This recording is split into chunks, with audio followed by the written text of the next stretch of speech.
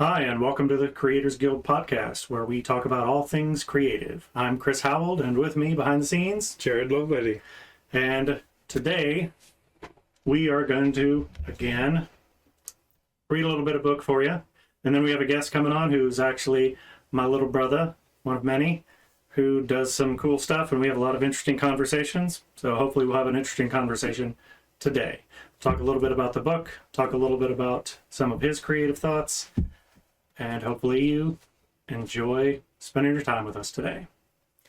So, as usual, we're going to start with reading a little bit from A Flight from Shadows. So we read Chapter 5 last time, A Friendly Challenge, where Tawara and some young kids decided to go out and go riding where they shouldn't. So, we're going to pick up from there where we left off. So we're in Chapter 6. So, Chapter 6, Lying in Wait, Cycle of Aerolith, Year 12182. The enemy of my enemy is my friend, unless my friend is an enemy to all. Then I'd better be wary, for if my friend is a friend to no one, how soon until he turns on me? Desmond Guten's Aphorisms, 9th stanza. Well, Balor chuckled, that may have done the job for us. He peered into the canyon from the cover of scraggly brush. From this vantage, he and Teth had watched the group one by one descend the scree. The princess had taken a nasty tumble, her horse kicking and stumbling before finally making it back up the slope and fleeing the way they had entered. Balor had thought the princess was too intelligent to try riding down the rock-covered slope. He would never have tried it. Then again, in elven terms, she was still a child, not yet come of age. He didn't know how all that worked. He'd been as dumb as they come when he was a youth. Maybe elves was the same, just for longer than humans. Either way, they wouldn't be climbing back up that slope, and he and Teth had a job to do. If she's dead from falling, do we still get paid? Teth asked from beside him. Course we'll get paid, Balor retorted, but we still gotta make it look right. Teth gave a little chuckle. Yeah, he said, his voice giddy and childlike. So's we still get to do a little play work. Balor looked at the other man, who had a maniacal grin on his face. He tried not to show his disgust at the sentiment. He had been hired to do a job and would carry it out the way he'd been instructed. It wasn't for pleasure or malice, just a job. But Teth saw things differently. He would drag things out, needlessly prolonging the inevitable to satiate some deep-seated, twisted desire. Balor quietly moved away from the ledge, toward their waiting horses. Just get back on your horse, so we can keep moving. Teth continued grinning as he climbed into his saddle. Tee came a little laugh.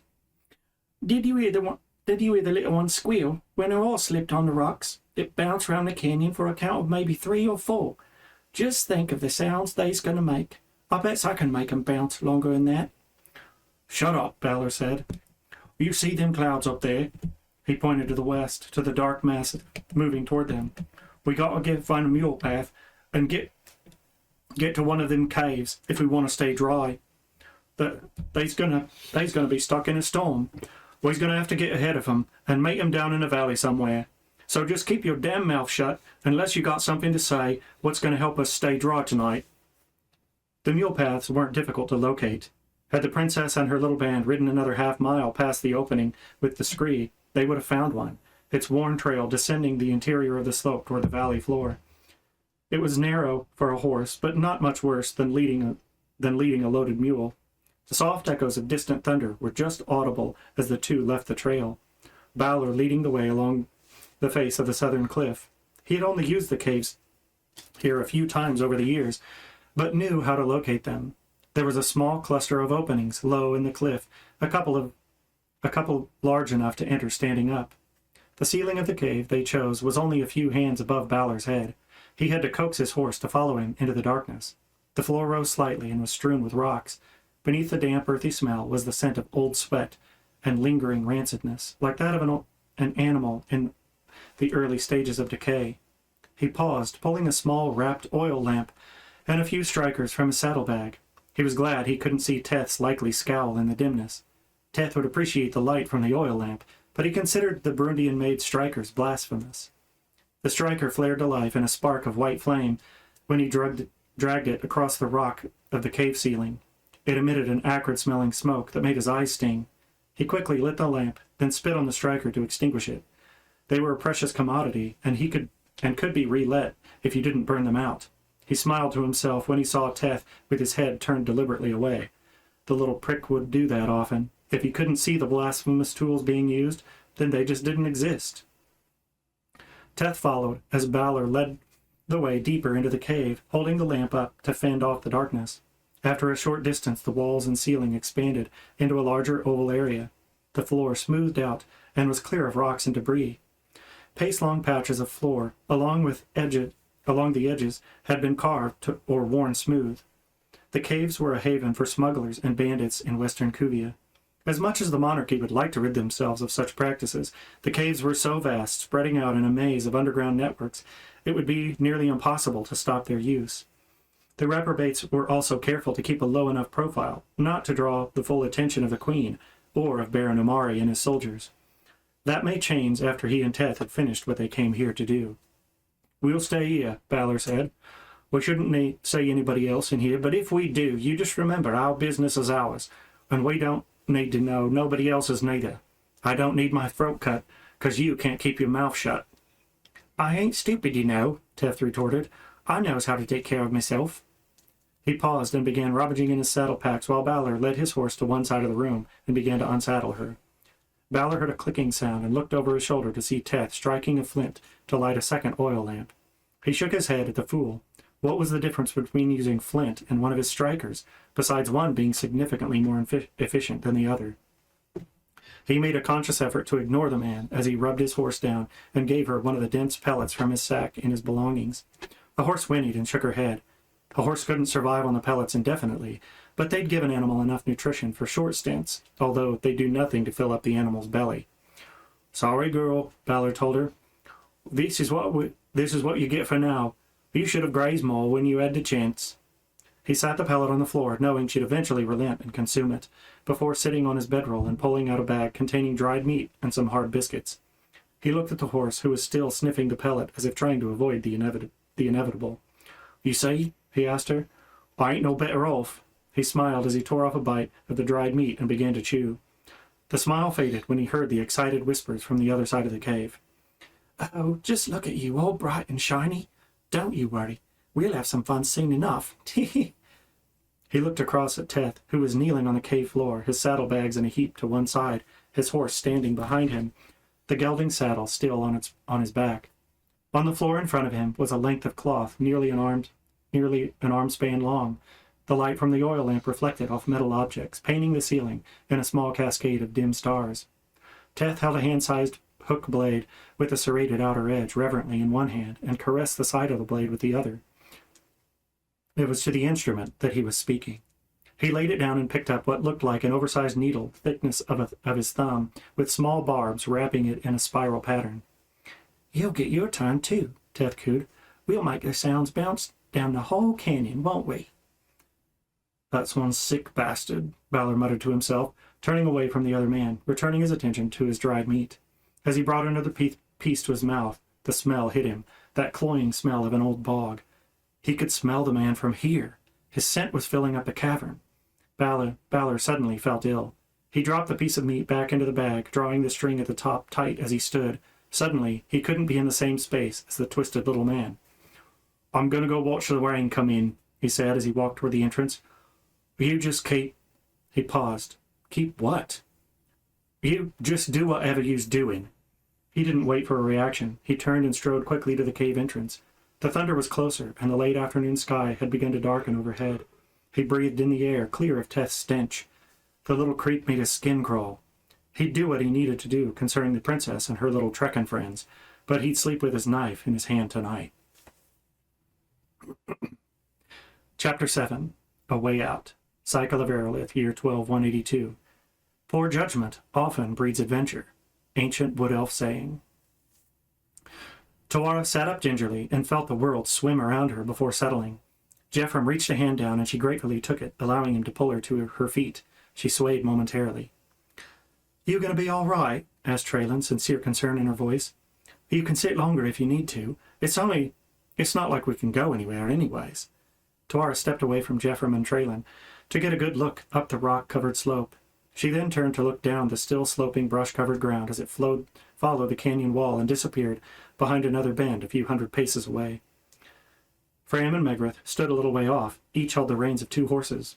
As she moved about, the dizziness subsided. Her head was still throbbing, though. She closed her eyes, trying to hold back her frustration. Yelling would not help her headache, but it might make her feel a little better. She let out a sigh before addressing the youths. "I will be all right," she said, trying to keep her voice calm. "Is there another way out of the canyon, and where is Devant?" Traylon looked sideways at Jeffrem, who returned her gaze, but neither one looked at Tuara. She glanced at Megrith and Fram. Fram studied his boots, but Megrith was staring daggers at Jeffrem and Traylon. Megrith's gaze flickered to Tuara, and her scowl deepened. "What these 2 dolts don't want to seem to tell you is we don't have no bloody idea if there's another way out of this canyon. We ain't never found out, have we?" She directed that last question at Jeffrem and Traylon. She took a step forward, her ire still plain on her face, her voice harsh. "Your horse bolted straight back up them rocks, and is probably halfway home by now. I tried to say we shouldn't have gone down that slope. We didn't even take the horses down last time, and you bloody idiots decided to just ride down like it was nothing." She raised her hands in a shrugging motion and looked around in mock wonder. "Well, look at where we are now, you jack fools, idiots! Megrith's face turned red, and her breath came in short gasps. In a quieter voice she said, "Jeffrem, I'm still going to punch you right in your bloody, stupid face, just like I said. But I'm going to wait until just the right—" "Come off it, Meg," Traylon interjected. "We didn't know none of this was going to happen." Megrith took another step forward. "Oh, I'm going to punch you in the face too, Traylon. You're just as stupid as Jeffrem. Stupider because you have it for him." Traylon's face had gone red as well. She scowled back at Megrith, her mouth open as if trying to think of something to say, but not able to find the words. "Silence," Tuara commanded. "None of you are children, and this argument is getting us nowhere." The youths looked at her with varying degrees of embarrassment on their faces. "Now," she continued in a calm but forceful tone, "if I understand you correctly, you have never actually ridden your horses into this valley. Is that correct?" Jeffrem and Traylon nodded in shameful acknowledgement while Megrith attempted to cross her arms, but then remembered she held the reins for 2 horses and settled for placing her hands on her hips. Fram simply stood, avoiding eye contact with anyone. "And am I also to understand that my horse is gone?" Slight nods met this question as well. Fram spoke up at this. "You wasn't very far down the slope when you fell. She made it back up and took off, up the way we came in, like a devil was chasing her." Tuara sighed again, bringing her hand to her shoulder. She winced as she touched the scrapes of her injury. The throbbing began anew as she lowered her hand to her side and clenched it into a fist, gritting her teeth in pain and frustration. "Well," she began again, trying to keep her voice firm yet calm, "there must be—" She was interrupted by a deep rumbling boom that rolled through the canyon, causing the horses to whinny and everyone to jump. "What?" Jeffrem began, but a lesser rumble followed, cutting him off. "A storm," said Tuara in exasperation. "It would seem your Aunt Shalea was correct after all." Another distant rumble punctuated her statement. "We need to get moving and find shelter with haste. Sooner is preferable to later," she continued. "There was a shallow cave a little way down the valley, if I remember right," Fran cut in. "We could probably make it there before the storm gets to us." The group shared glances with one another. Each had an approving look, Jeffrem and Megrith nodding in agreement. "The cave it is," Jeffrem said. "If we hurry, we might even avoid a soaking. You can ride with me, Tuara. Realmus is plenty strong enough for 2 riders." Tuara nodded and headed towards Jeffrem's mount when Traylon stepped between her and the beast. "You'll ride with me," she said, as much to Jeffrem as to Tuara. "God knows Jeffrem would most likely spill you both, trying to show off. Besides, Cloud is stronger, and my saddle don't have such a high cantle. Maybe it'll be more comfortable for you." Tuara caught just a hint of jealousy in Traylon's tone and grinned slightly as she nodded again, this time to Traylon. Thunder again rang out in the valley, a sharp crack rather than the muffled booms heard previously. As if by command of the thunder, each of the youths began to mount their horses. Traylon, once settled in her saddle, offered Tuara her hand. Tuara took it with a pleasant "thank you," and then felt her arm nearly come out of its socket as Traylon heaved with all her might. Tuara nearly toppled them both off Cloud's back as she came rushing up. "What you trying to do? Break both our necks?" Traylon shouted as Tuara rebounded off her back to land hard on Cloud behind the saddle. I was trying, Tuara barked, her voice flat and unamused, to mount. There was no need to jerk me like that. Traylon shrugged and turned to the others. Let's get a move on. I, for one, don't want to spend a night in some cold cave, wet to the bone, she said, addressing the group. Fram, you take the lead, seeing as you're the one what thinks he remembers where we're going. Fram spurred his grey mare and headed off on Cloud, on what could almost be called a trail further into the valley. The others followed. The sky grew dark from the billowing clouds. Fat drops of rain began to fall. More thunder rolled up from the approaching storm. It wasn't long before the small party was damp from the falling precipitation. Just great, Traylon spouted. Now we got to wait out the storm, all cold and damp. Are you sure we're headed in the right way? Megrith added.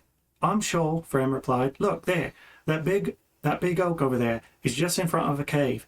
It's got to be there somewhere. Start looking for a low opening just across from it. As the group rode forward, Megrith called out, There, I see it, just to the right of that red leaf bush. Traylon pulled rein, stopping Cloud a dozen or so paces from the bush. Where? I don't see any... Oh, wait, there it is. That ain't no cave, Jeffrem blurted out. It's just an overhang. Fram's face reddened. It is so. It's the sort of one anyway. Tuara examined the outcropping of rock that jutted from the nearly sheer face of the valley wall. She had seen it a few minutes earlier, her elven eyesight being superior to that of her human companions. The overhang stuck out about 3 paces. She thought it might be enough to shelter them, at least from the worst of the storm. It is all we have, she said. We ought to get under what shelter it offers, before we become more soaked than we already are. Traylon grumbled something under her breath, and tapped her heels to Cloud's flanks.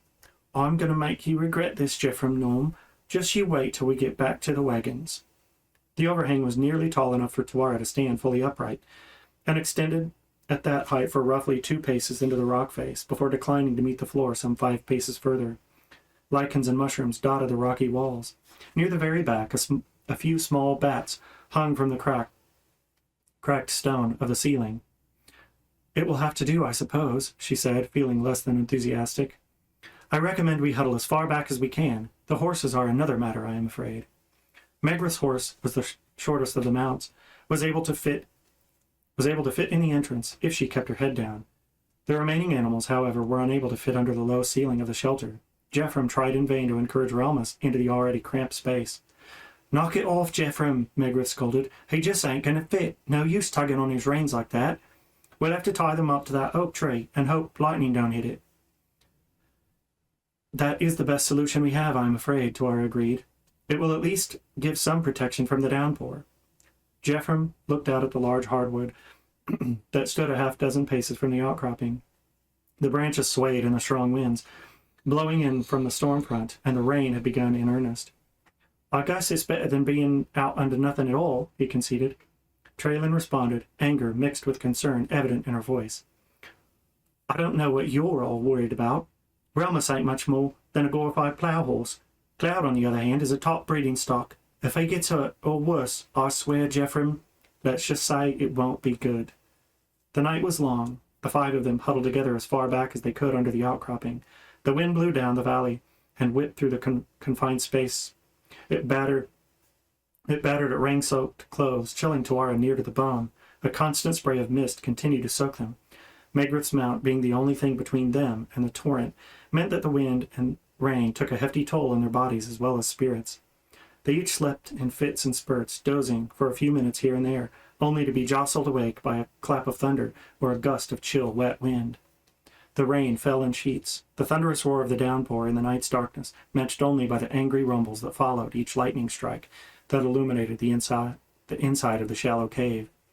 Tuara yawned as another brilliant flash silhouetted the horse standing in the entrance. Not for the first time, she felt a pang of anxiety. By all the gods, let Devant be safe. She had to be. Tuara shook off the thought. There was nothing she could do about it, stuck in the storm in the middle of nowhere, wedged under an outcropping with 4 trekken.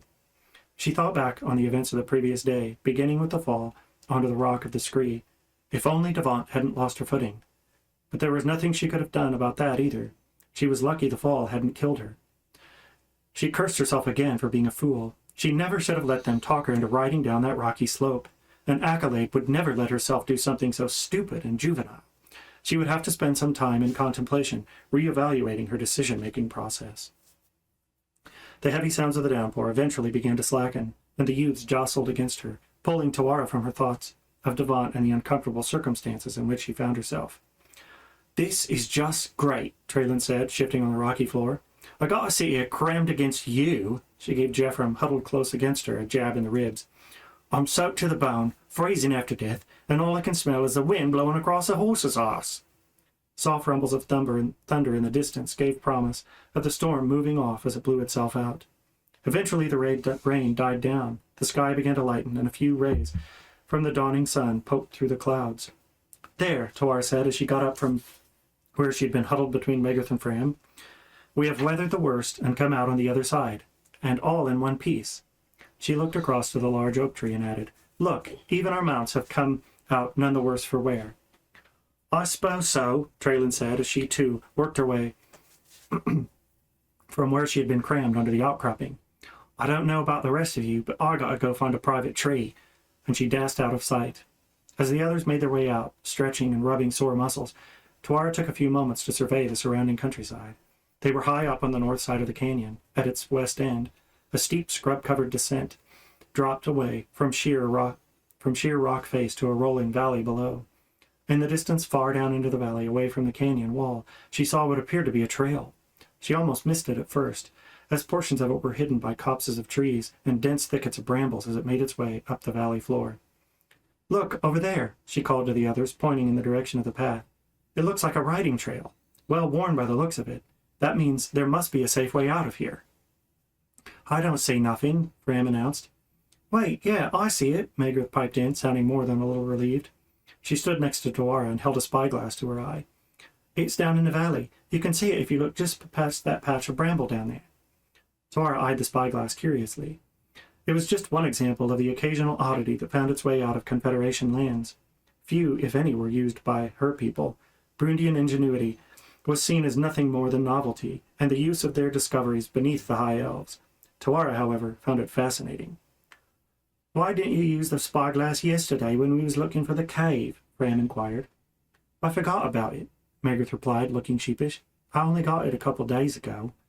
"Well, I bet Tawara sees better than any old spyglass anyway," Fram retorted, a hint of jealousy in his voice. "I'm just glad we found it," Jephram began. "That means we can be back to the wagons by—" Tawara cut him off. "We do not know when we will reach your wagons, and we do not know where this trail goes, or how far down the valley it leads before it finds its way back out of the canyon," she stated firmly. "All we know for now is that someone has entered the canyon before, and frequently, to be able to see the trail from here, so there must be a way to get out. But it could take hours or days before we find the entrance.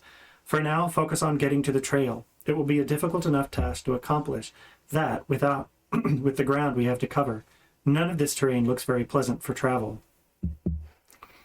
"We ain't never rode here before," said Fram. "And if you don't know about a trail, then who's been riding here? What if it's bandits?" "Right," Traylon retorted, rolling her eyes as she rejoined the group. "Bandits like to make riding trails in the middle of nowhere." "Bandits?" Tawara chuckled. "This is Elven territory. A group of Trekkins such as yourselves, gallivanting about in the wilderness, is the closest thing to bandits you are likely to find in these lands." "Well, Trekkin ain't bandits," said Traylon with a grin, "so there ain't nothing to worry about. You need to just buck up, Fram, and don't act like such a scared little girl." "Don't act like such a prim little," Fram retorted in a high-pitched, mocking voice, the words fading under his breath as he turned away to retrieve his horse. Tawara stifled a chuckle, watching him move toward the oak, where the horses were tied. "We should start toward the trail," Tawara directed. "Prepare your horses, and I will scout for a route to lead them down. The ground is too steep, and it will be too muddy with all the rain to risk riding." "Are you sure?" Megarth asked. "Fram's been training with the trackers in Alband. He'll find us a good path down." "I appreciate your input, Meg, and I am sure Fram is a capable tracker, but I have been trained by the best elven trackers and hunters in all of Duradim. I have been scouting trails and tracking game since before your grandparents were born. I assure you, I will find us the safest way down. Please go get your horse and make sure the others are ready before I return." She turned from the group, expecting obedience, and began to scour the area, searching for a clear route down to the other side of the valley. In short order, she found a deer trail. She followed it for several hundred paces before deciding this was likely their best route down. She quickly made her way back to the large oak where the 4 youths were waiting, expectation on each of their faces. There's a good game trail. It appears to follow the gentle ground and wind its way down into the valley. If we follow it as far as we can, we will follow it as far as we can, and I will keep scouting ahead in case we need to find a different route. It will get tiresome, but it is the best way down. Any questions? When we make it out of here, will you marry me? Asked Fram. Tuara burst into laughter, and Megrith punched him in the shoulder. Traylon looked at Jephram, expectant disappointment on her face. What? Jephram asked. Tuara stepped up to Fram, surprised to see a hint of a blush on his face. He was a little shorter than she was, and she leaned down quickly to kiss him on the cheek. That is the most I can offer, I am afraid, she said. A princess of the realm cannot marry if she is to one day become queen. Fram grinned and looked around at the others, as Tuara stepped away, moving toward the trees. Did you see that? I'm going to tell my grandkids about this day. Do you know your old granddad got kissed by a queen, I'll say, and they'll never believe me. Fram, you're such a dolt, Megrith replied, doing her best to stifle her laughter. Maybe, he retorted jovially, but you ain't never been kissed by a queen, and won't never neither. He rushed forward, pulling his horse behind him. Let's get moving, then, he said to the others. Shall we, princess? He asked Tuara, giving her a half bow and holding his hand out in the direction of the game trail. Traylon simply shook her head, rolled her eyes, and began leading Cloud to follow the other two. Jephram and Megrith followed suit, and soon the 5 companions were on their way, following the deer path down the sloping side of the valley.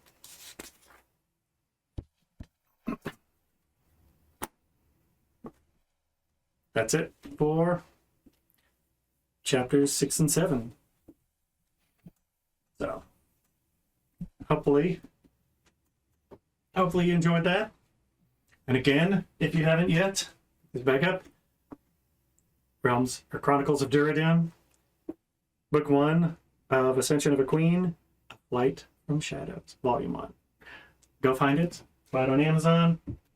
Got the ebook and paperback book out there that you can find.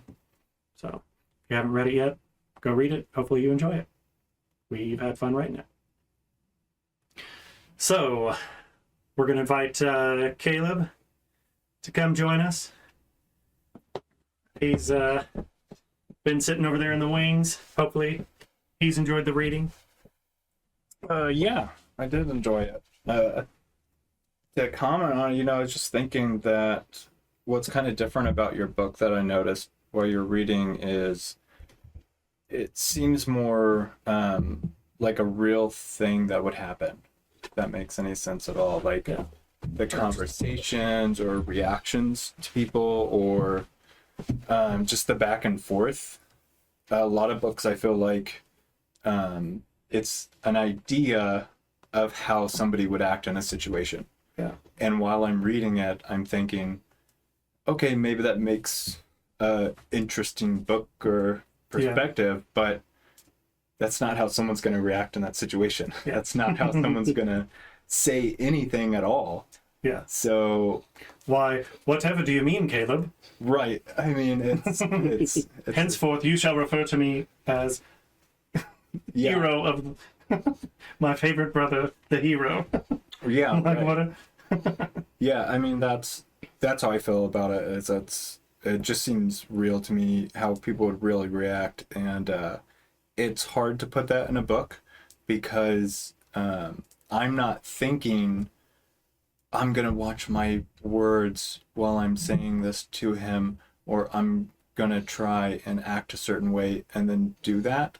So I don't know, to me that would be even harder to write and get that across, because you don't actually think those thoughts about how you're going to control your speech. Yeah. You just do it. Yeah. It just happens. So you're trying to convey, hey, this is real speak, what someone's really going to say. Also, this is why they're saying it. Yeah.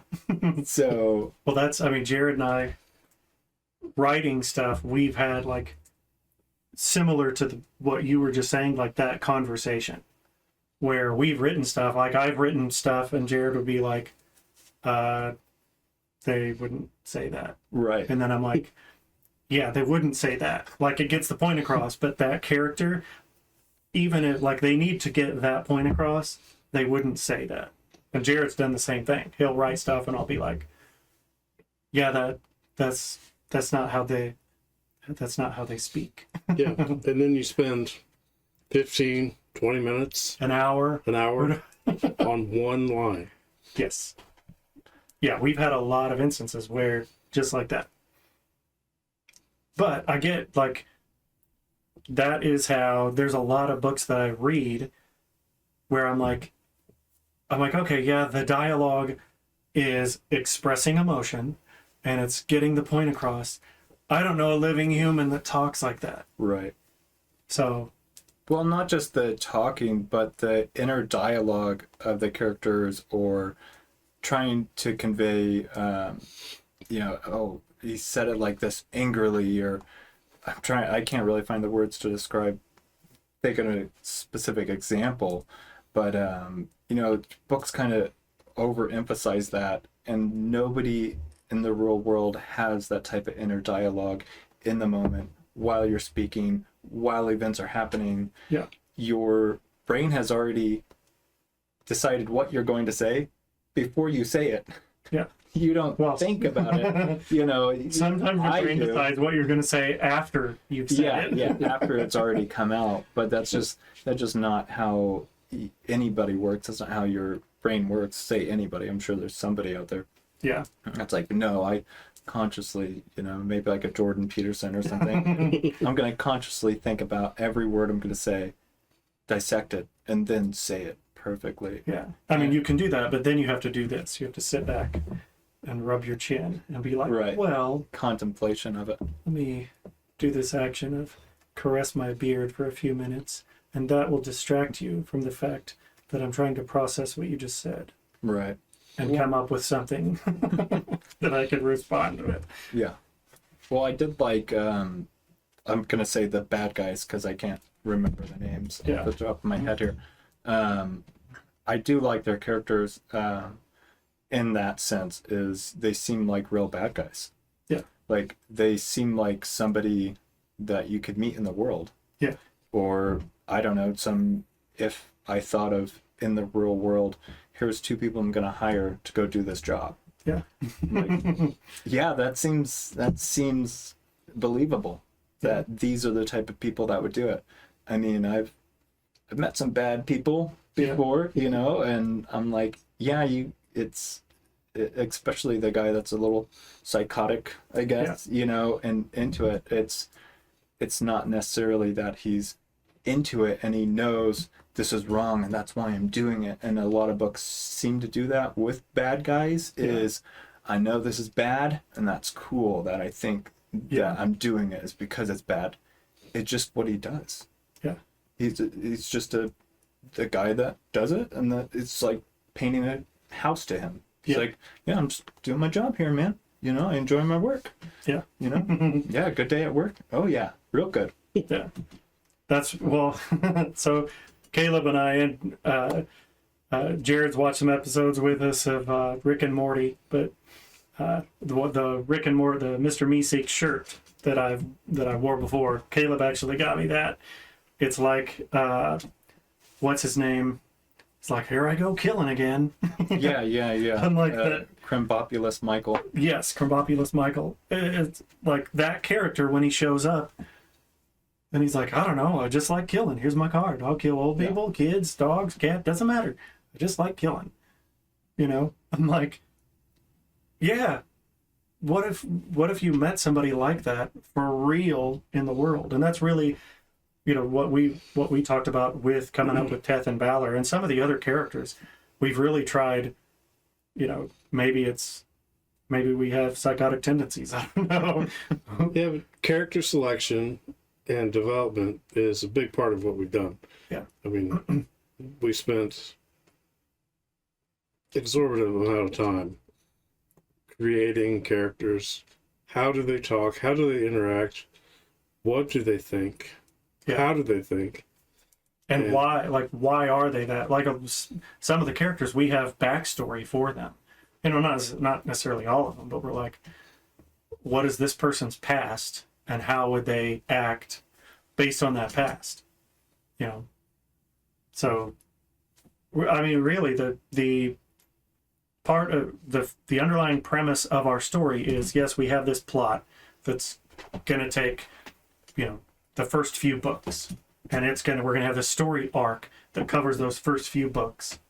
And then we have a main story arc that's going to cover, parts 1, 2, and 3 and get us to the end of the 14 books. But the main thing we're trying to do is we want people to love and hate our characters. Right. And be sucked into the story by the characters.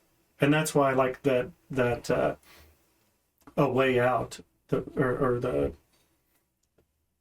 Way Out that we just read, is most of that is what do characters do when crap hits the fan? Right. How do they react? And so we wanted to put in a chapter that's, here's what these 4 characters, or these 5 characters, here's what they do when crap starts hitting the fan. They don't know what's coming after them. All they know is, well, that was a really ridiculous situation. Right. So that's our hope is that people who read the book will be drawn into the story by our characters, and they'll enjoy the continued character development. I mean, it's like watching the Truman Show, in my mind. Was everything that Truman did the most exciting thing?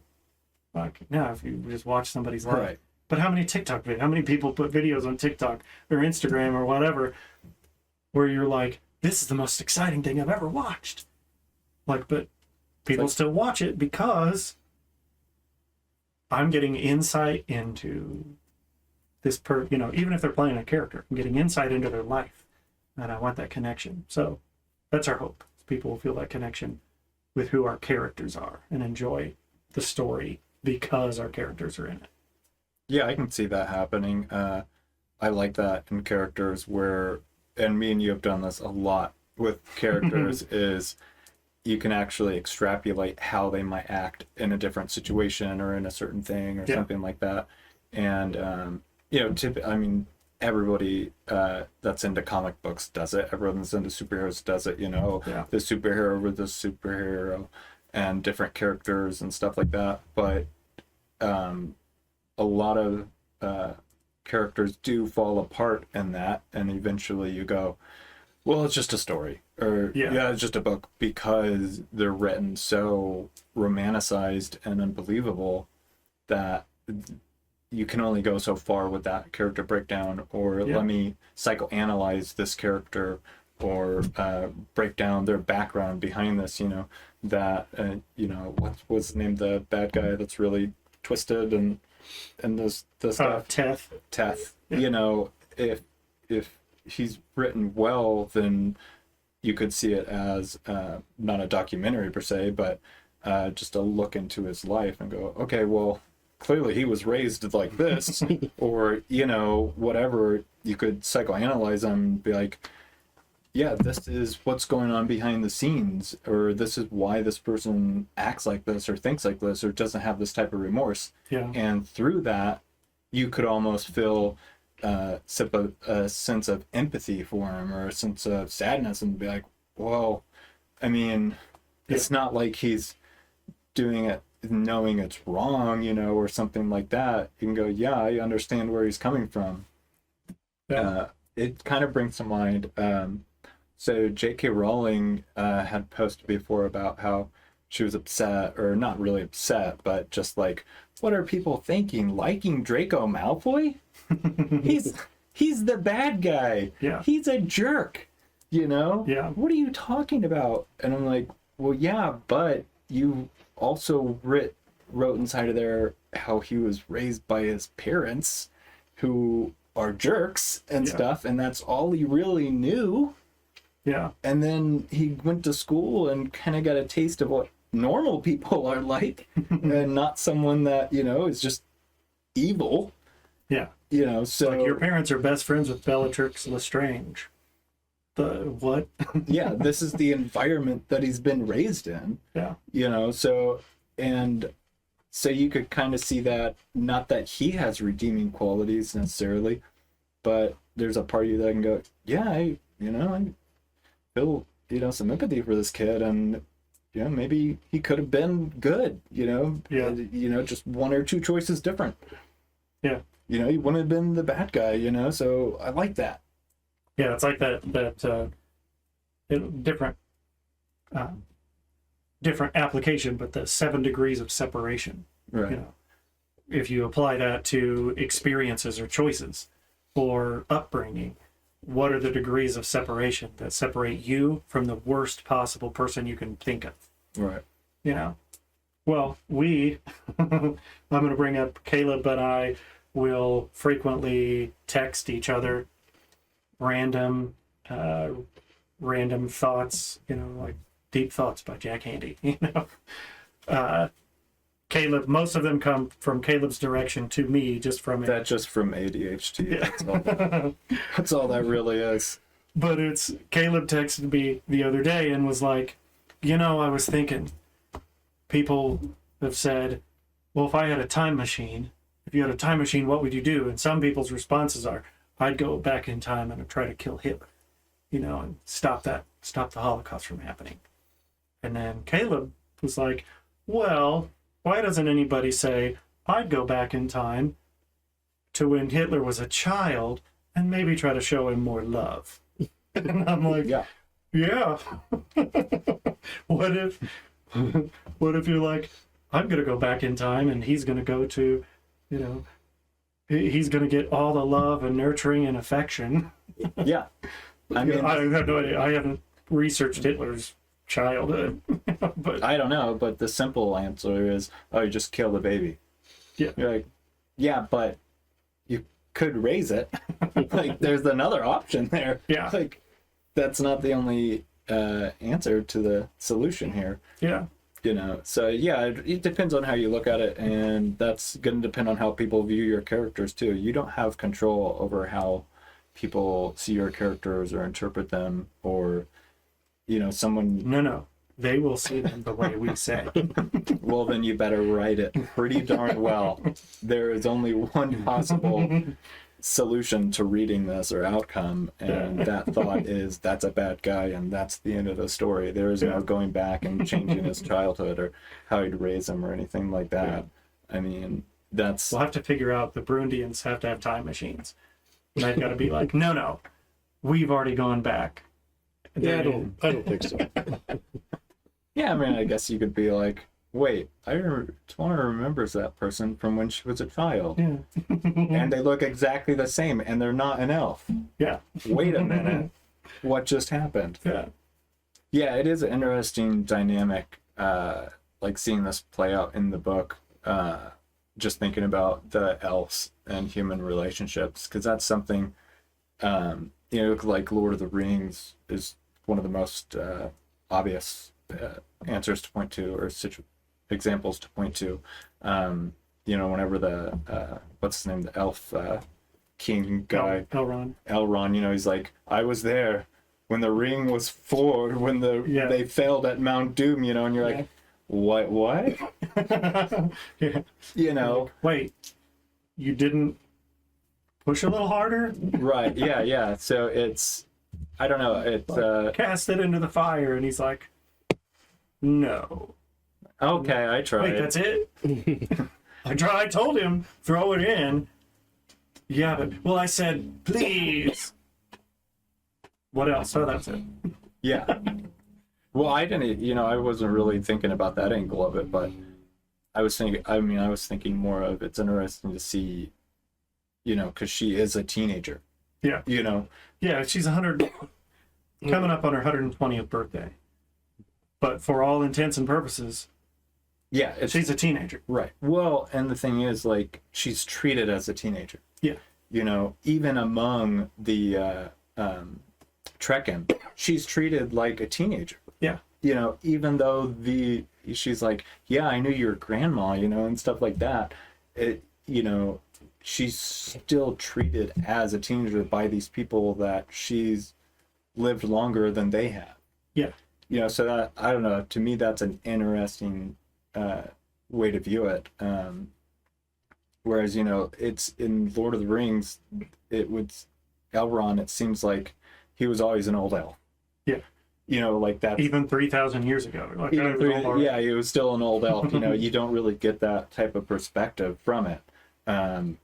just at that level of interaction. Yeah. Where you're like, no, like he's really old, you know. Yeah. But in humors, I guess you'd view him and be like, yeah, I'll treat him like I would, you know, a 60-year-old or 70-year-old or something like that. But you don't see that interaction in other stories and things like that. So that's one thing that I'm finding interesting, that I'm really liking, is to see that different dynamic between human and elves, because some of you just don't think about, like you're saying, oh, he was there, well, he didn't push harder, you know. So that's another dynamic of it, is, well, they're leading the kingdom, you know. It's like, well, it kind of makes sense, you know, it does make sense, because otherwise you would go, well, how much blame can we lay at your feet?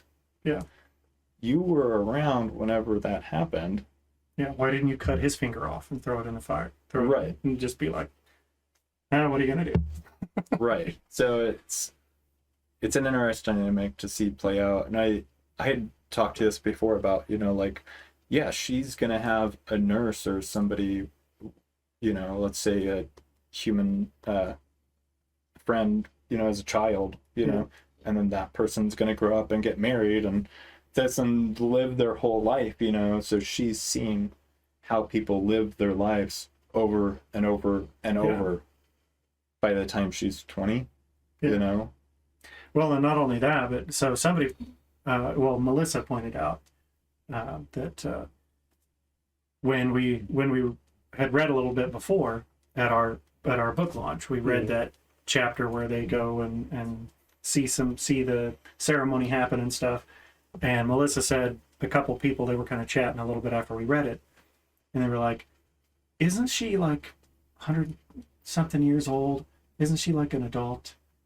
And Melissa was like, yeah, she's almost coming of age. And they're like, but she sounded like really like immature. Like reading it, I would have put her at like a 14 or 15-year-old girl. And Melissa was like, so, you know, maybe they need to mature a little bit. And I was like, well, that's part of, we wrote, especially Tawara, that way on purpose. Like we've said, Tawara has been isolated since her mother died. She's been kept at her house. She hasn't been able to travel. Is kind of spoiled and pampered. She's got a fairly level head, but she's overconfident in the things that she does. She makes some rash decisions about things, and where from an age comparisons perspective, in age she might be more aligned to like an 18-year-old or a 17-year-old, but really maturity level in a lot of things, she doesn't have the social interaction other than just, you know, the strict must do this, must do that, must do that. So when she gets a little bit of freedom, it's like, I miss my childhood, all 120 years of it, you know. Yeah, I mean, that's, you know, like I say, she's treated like that. Yeah. So that's how she's going to behave, you know, which, I don't know, for me is better, because otherwise it would be, okay, so at what point does, you know, let's say an elf hits 70 years old and they're the same equivalency as a 70-year-old now. Yeah. And they're like, well, I guess this is me for the next 2,000 years. Yeah. You know? Yeah. It'd be like, yeah, I mean, it's different. It's better, I think, in a way. I'm liking that. I hadn't thought of it till just now, you know, when you were saying that going back to the Elrond example in Lord of the Rings. So it's been a while since I've read Lord of the Rings, so I don't remember exactly how it played out in the you're gonna get in the books. So that's okay. Don't judge me. But, you know, in the movies we have Elrond that was there 3,000 years ago. And he was like, come, you got to do this. And then I was there. Later on, he's talking, you know, he's like, I was there when men fell. I was there when they didn't do blah, blah, blah. We're gonna go off and sail into the sunset, and the elves are leaving. I'm like, that's it. And then he comes back, and because of his daughter, she's like, you know, we've got to do this. We've got to, you know, whatever. And so he reforges the sword, and then brings it to Aragorn. It's like, here's the sword that was broken, whatever. Then I'm like, he was there 3,000 years ago when the sword shattered. And over 3,000 years, at least looking at him, and looking at what the little bit that we know about him from 3,000 years ago to now, I'm like, I don't see any character development in this guy whatsoever for Right. 3,000 years. But now all of a sudden, in a matter of like less than 2 movies, all of a sudden it's like, oh, major character change. Suddenly, I'm like, just like that, especially in Elven terms, like that 3,000 years, that was like, I woke up in the morning and went from my bedroom to the kitchen. And when I went, the time it took me to go from my bedroom to my kitchen, I have suddenly changed my entire personality and I am now better. I guess that's a benefit, though. I mean, you can be like, yeah, I went through my punk phase, that's about 100 years, and then tried drag for a little while. That was about 200 years of that, but oh well. So, now he's just on to a new thing. He's like, now I'm actually going to be a responsible leader. I'll give it a try, I've been around for 4,000 years. I might as well see what happens. Try and save the world.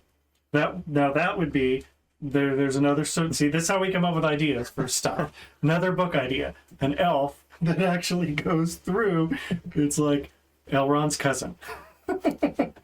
Like, I don't know about this war stuff, man. These humans, I don't really like it. I'm just going to go over here. I can keep these mushrooms going for at least 1,500 years. That's the skit. Because cousin comes in now, Elrond's like, this Why guy is he again. here? It's like every 100 years, I swear. He's like, no, this is me now. It's like, yeah, that's what you said 100 years ago. Yeah.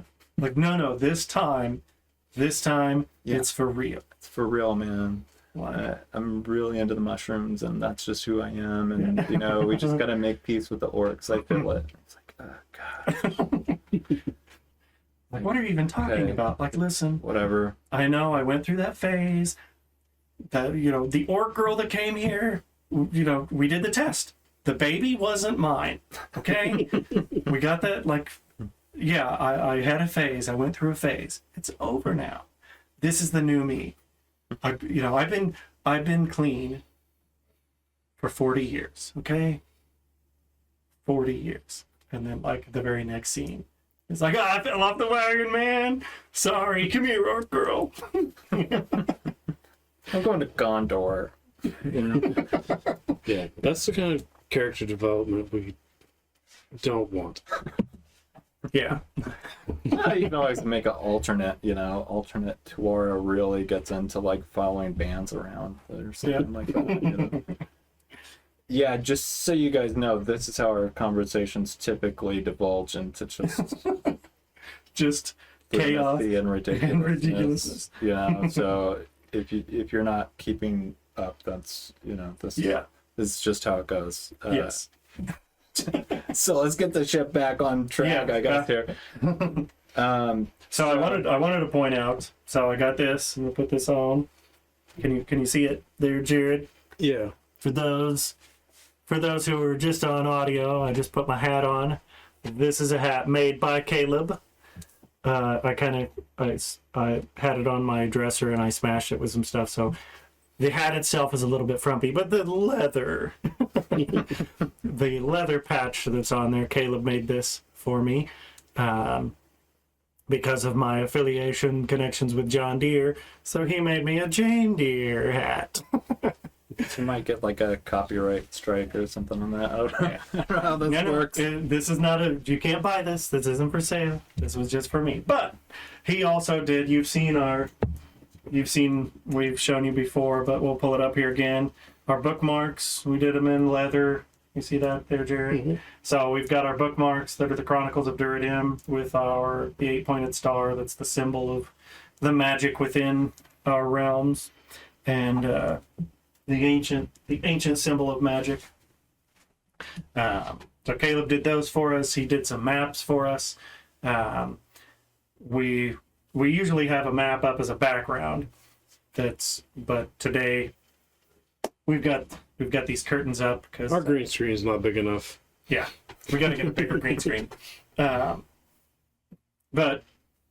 Caleb's done some maps for us. He's gonna help us do a leather version of the big map.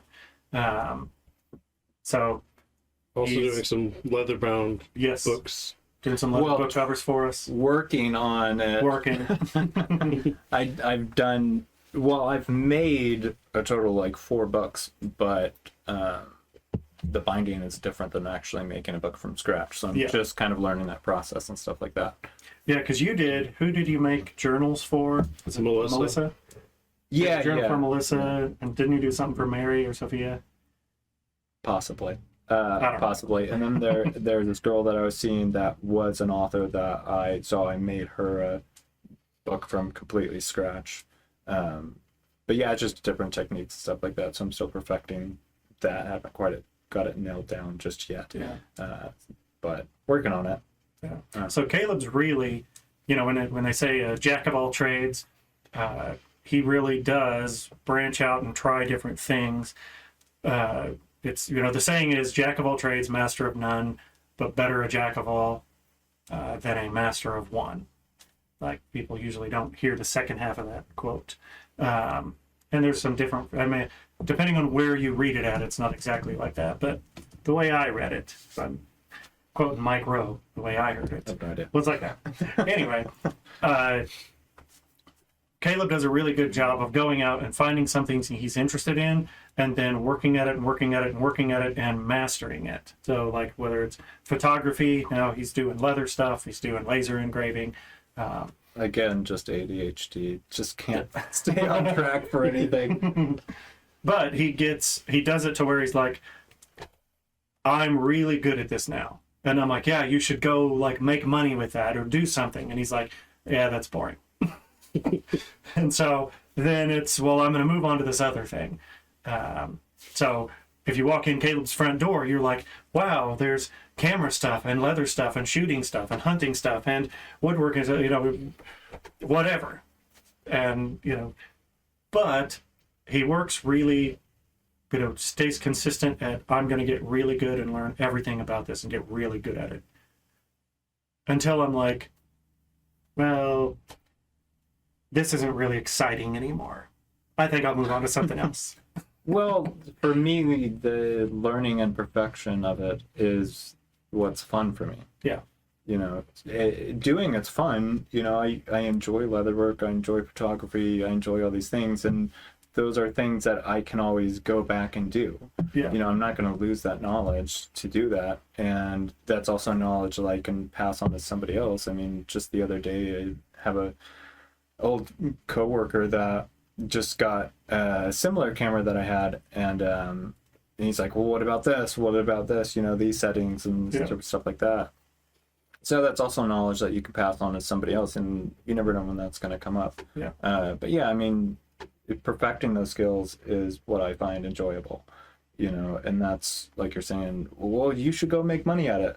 I'm like, yeah, I could, but that's not what's rewarding about it to me, and that's why I'll forever be broke and not actually make any money at anything that I do. It's kind of like what Jared and I talked about before, about if you're getting into writing or art or whatever it is you're getting into, if you want to, like, really get into it, there's a good chance you're gonna have to spend something. You're gonna have to do some investment on it, especially if it's something you're gonna try to like turn into a side hustle or a career. That's the old adage, it takes money to make money. Yeah. But any of these things, like some of the hobbies, like Caleb's like, I'm going to get into camera stuff. And I'm going to go buy, well, you got to have this camera, and you got to have this lens, and you got to have this, and you got to have that. Why? Because they're the best. And I'm like, and they're not cheap. Yeah. Well, I think, too, that's lessons learned too late on some of that stuff. Yeah. Whereas that's something I can pass on to other people, especially with something like that, with camera or things like that, is, yes, that is, if you watch a YouTube video, this is what's going to be recommended, this is what's going to be suggested to use, and this applies to any craft or skill or, anything that you're getting into is, oh, well, these people are saying this and stuff, and you're, not that they're being dishonest about it, but it's like, yes, that new thing's going to help you 5% better or make it that much easier to learn it.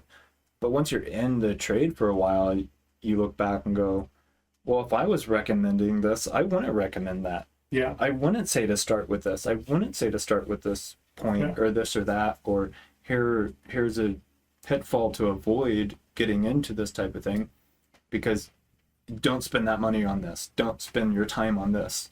That's not important. Yeah. And that's not really going to get you where you need to go later on down the road. Yeah. That, and, you know, same with leathercraft or anything like that, is looking back and going, this was actually the wisest way to spend my money starting out with, or invest my time starting out with. Those are lessons that just kind of come with learning things, and they can be pretty expensive lessons to learn. Yeah.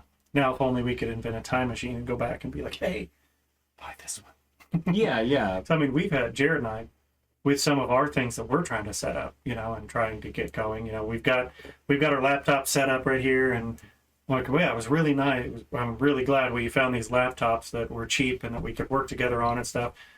Like, however, now we're like, the limitations because of what we bought, and now we're having to like jerry rig stuff together and manipulate things, or the lighting kits that we were like, okay, well, this is recommended and this has this review and everything. Okay, well, with our budget, we can get this. And we're like, well, man, if we'd have just, it wouldn't have cost any more to find like a used set that's like this. Right. It's different, and be like, hey, wow, look, it all magically makes everything better. And we don't have, today, we're like, why are we getting washout from the lights? Suddenly, we got to change everything and adjust everything. And we're like, man, if we'd have just had the right lighting kit to begin with, that wouldn't have been a problem. Yeah, I mean, that's something that you can pass on, something that you can teach somebody else. You know, there's value inside of that. Yeah. And if you can definitely help somebody avoid that in the future, you know, that's awesome. And and that's what I look for, especially starting stuff out, is not people that go, well, this is what I use, but, you know, starting out, you know, you want to get this stuff and this stuff. I don't like when people say that. Yeah. Or when people go, you know, start with the entry level this. And because especially for me, I go, I know that I'm going to take whatever this is and I'm going to work at it until I'm as good as you, the person, the professional making this video. I'm going to go to that point. Yeah. So you know, and people recommend this entry level stuff because they know people are going to maybe not do it in 2 months. Yeah. So they're like, okay, well, don't invest this money now. And I'm like, no. I'm going to get to the level you're at, or better.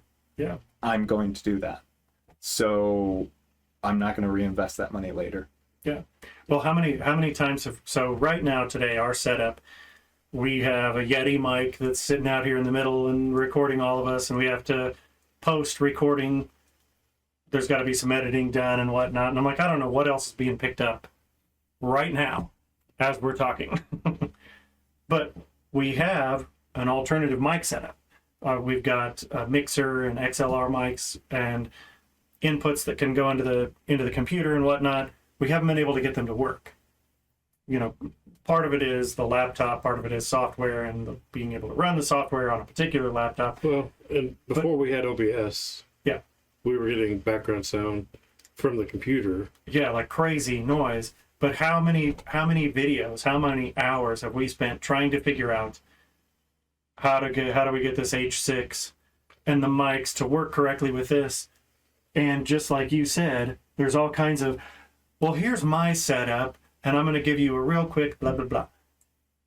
But what I recommend is do this and do this and do that. And we're like, well, what you just showed to do, when we try to do it, like, the stars don't align. Like, what are you talking about? Like, oh, well, I also have this $1,500 software, and I have this PC that's, you know, does this, and it's got the, you know, this graphics card and all this stuff to be able to process it. And I'm like, tell me all of that. Tell me right up front. Yeah. Don't feed me Well, and that's random stuff. That's something that, like, on leathercraft, especially, like, there's people that watched that will go, you know, this is what I'm using or this and that. And a lot of them are buying stuff because it's cool or it's hyped up. It's Yeah. And you wouldn't think that would be a thing in leathercraft, that these tools from this maker are like hot right now, the hot tools. Yeah. It sounds weird because it's something that's been around for how many thousands of years. Yeah. You know, that all of a sudden this. I know leatherworking was invented like 40 years ago. Yeah. I mean, it'll be something like this brand of skiving knife. You know, that it's just so cool, and you're like, okay, that doesn't. There's no difference between that skiving knife and this other It's all the same skiving knife. Yeah. It's just for some reason right now that brand is hot. You know, so there's definitely some of that, but there's also this specific. You know, you use a little. I don't know how much you know about leatherwork or whatever, but Just what you and I have talked about. Yeah, I mean, you're just using a little tool and tapping it and stuff. Well, there's some that are really uncomfortable to use. Yeah. And you might be holding that tool for 2-3 hours tooling stuff. You know, that's going to make a huge difference. Yeah. You know, so when people recommend, oh, well, you know, this entry level stuff, you know, you don't have to spend very much to get into leatherwork. And I'm like, no. No. Those entry tools are crap. Yeah. They will break, they will fall apart, they will be uncomfortable, and by the time you get done tooling your first thing, you're going to go, this sucks, I don't like it, it's not comfortable. Maybe that's how you weed out competition. Well, that's a dumb way to do it. So yeah, there are some times where I just wish people go, this is what I use, because it's comfortable, it works. Yeah. Just by this. Yeah. This is exactly what I use. This, Yeah. you know, and there's no hype behind it. There's no, well, it's because it's the cool tool to have right now. This is what I use. This is what works, you know, talking about your camera setups and your mic setups and stuff like that. That would be really nice. Yeah. To find that video and this person like, okay, this is what I have set up. Exactly. It works every time. Here's all the stuff. But if no, you go buy this stuff, we want to be cool. and this is Caleb. what it costs. And if you don't want to invest that type of money, then you're going to have to go find somebody else with a different setup.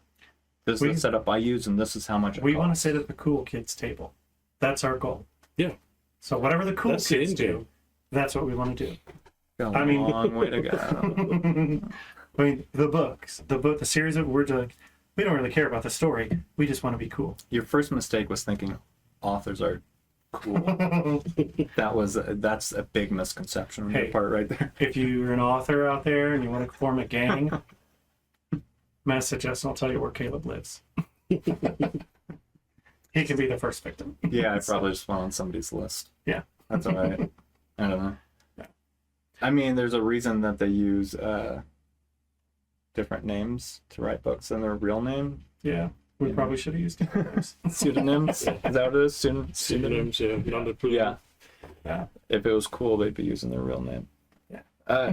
Now, speaking of, you know, just monetary values and getting into stuff and things like that, I was thinking on the way over here, and I don't know I know how I am. I don't know how you guys are. Now, I was saying that get the learning and the new skills and perfecting those skills, that's what's rewarding to me. That's what I'm after. Yeah. You know, like, I really like doing bespoke one-off things and creating those things and creating something that doesn't exist out there. Yeah. That's what's rewarding to me, and doing it as perfectly as I'm able to. Yeah. I mean, that's doesn't say, not to say that it's perfect, but it's the best that I'm able to do. Yeah. And getting finished and looking at it and going, yep, that is the best that I'm able to do. You Yeah. know, and if a project's not that, then I'm like, this is junk. Yeah. This is crap. Get it. I'm not satisfied with this. I'm not happy. I didn't enjoy this. You know, even if I enjoy the process at the end of it, if it's not that, I go, yeah, I'm I'm just not happy. Yeah. You know, so that's what I'm after. That's what's rewarding to me. So that's why, like I said, I'm never going to be rich off leather crafting or anything like that, because there's certain things you have to appeal to the masses, and you have to crank out these, oh well, keychains sell really well, you know, or something like that. And it's like, yeah, sure, but that's also really boring, and that's not, I don't want to just sit there and mass produce something, you know. So, you know, this is a creating podcasts and stuff, you know, creative, and so for me, that's important to know that. Yeah. To know, why am I doing this? Am I doing this for money, or, you know, whatever, like, because once you figure that out, I feel like that's going to lead you down a certain path, and you're going to be happier on that path than you otherwise would be. You know, if money is your goal, you need to go down this path. Yeah. And at the end of it, you're going to be happy. You know, you may not enjoy the path that much, but at the end of it, you're going to be happy, you know, because that's even creating content, writing books. There's stuff that sells, there's stuff that doesn't sell. You can look these up, you can figure it out and go, well, if I make a podcast exactly like this and crunch these numbers, I'll make money. Yeah. Yeah, so that's why I was just curious on the way over. I was like, what you guys view is on that, you know? Yeah. Well, that's, I mean, a fun thing about what we're doing, it's very time consuming. I mean, it takes a lot to write. We've been working on the story for a long time. You know, and there are a lot of books ahead of us. Book 2 and 3 are already written. We're going through book 2 right now and revising it. But the exciting thing for me is it's kind of that same thing. I'm really excited to be like, you know, when we came out with our book and we're like, we have a book. This is really amazing.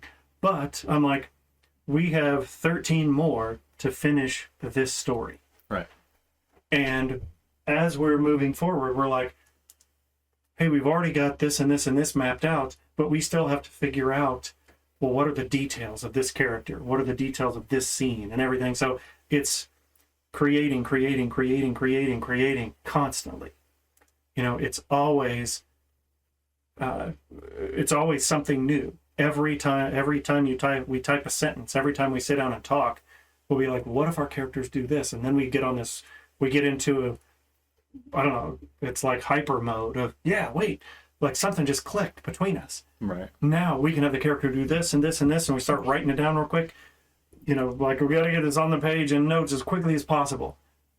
But even then, even after the notes are out, and we're like, all right, this is what the story at a high level is going to look like. Now we still got to go in and create. Here's the detail of how this world is going to exist, how these characters are going to react or interact, or what's going to happen as part of this tale. And we have 13 more books to do that to finish this series, and then a trilogy prequel. And then we've got other books that, you know, other stories that we've talked about. That, to me, that creative process of, you know, as much as I've said, Jared and I've talked, and I've been like, you know, sometimes I wish I could just put something in my ear and push a button and be like, bloop, it's all downloaded. Right. You know, right out of my brain into, there's a book. Chat GBT, I think that's what that's called. Yeah. We need the brain version, the part that's maybe between Neuralink, Elon Musk's Neuralink, hook Chat GPT up, and then I'm just like, all right, I'm gonna let the movie play in my brain. But you're not gonna. Yeah, you're just not gonna enjoy it. No, Yeah. that would be. It would be nice to have your thoughts out there. Yeah. But the creative process is, you know, that's why we do it. Yeah. But no, it would be nice though, like, to somehow just have it there and then be able to sit down and read it for the first time. You know? Yeah, but you would know you weren't reading your words. I know. I'm just saying, like, not necessarily reading my words, but reading a story. Right. If it was good, you know, if Yeah. it was good, and be like, wow, I really love this story. Within the back of my mind, it's like, this is my story. I mean, we do that now, but some part of me is like, man, if I could just be like, bloop, I can go read this 14-book series. This is awesome. Right. You know what I mean? So as much as I want to be able to read the story, it is, even though it's long and it's a lot of back and forth and development, it's that process of we're creating an entire world. Right. And people and characters that don't exist with personalities that have never, they may reflect people that we know, but these people and these experiences and the parts of this world have never been spoken into existence before. So. Yeah, I mean, if you can sell 1 million books, that's also... If I could sell 1 million books too, a good that goal. would be... That's also a good goal to have. Yeah. Yeah. So, again, go buy our book. It's on Amazon. So. Alrighty. Well, this has been fun. Yeah. I hope it wasn't too, I don't know, ADHD. No, that's just how my brain functions, and that's why I jump around projects to projects for sure. No, Jared, this conversation hasn't been too different from our... No, this is pretty on par with the course. Yeah. Yeah. So hopefully you enjoy it. As we've said before, if there are things you want to hear, things you ask, questions you want to ask us, post them, send it to our email, and we'll try to incorporate those things in. If you have t-shirts or t-shirt ideas, let us know. That's your t-shirt? Is it that? This is my, so every episode I wear, it started out, the first episode I wore Goonies t-shirt, and ever since then I'm like, I gotta wear a different unique t-shirt every time. Cool. So now I am. At some point I'll probably have to start recycling them because I don't have that many yet, unless people start sending me t-shirts. So yeah, send t-shirts. Yeah. Buy books, send t-shirts. Those are your tasks for this week. He said it. Well, thanks for joining us today. Hopefully you enjoyed us. We'll have Caleb back on again. Hopefully, unless we get off here and he's like, "Dude, sucks."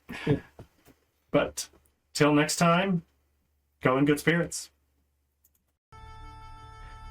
Thanks for listening to the Creators Guild podcast. Don't forget to get your copy of A Flight from Shadows, available on Amazon. While you're there, please rate it and give it a review. If you like the Creators Guild, please like and subscribe, and make sure to share it with your friends. Until next time, go in good spirits.